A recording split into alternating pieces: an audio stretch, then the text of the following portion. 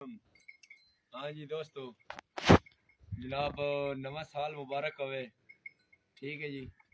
धुंध बड़ी जबरदस्त पई हुई है।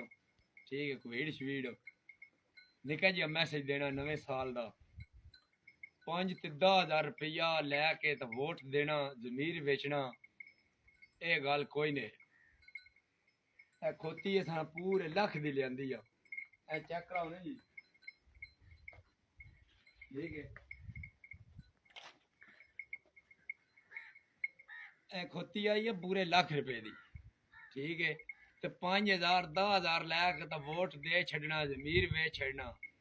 और खुदा दे बंदे खोती नाल भी तुहाडी कीमत घट आ। ये थोड़ा जिहा अपना जेड़ा ना अपना जमीर ना बेचा करो, अपनी वोट का वजन बढ़ाओ, कदर वेखो, अपनी अपनी कदर बढ़ाओ। ठीक है जी। हाँ जी। खोती लाख रुपए दी है, साडा वोट जेड़ा 5 या 10,000 रुपए का। जमीर नहीं बेचना। मेहरबानी।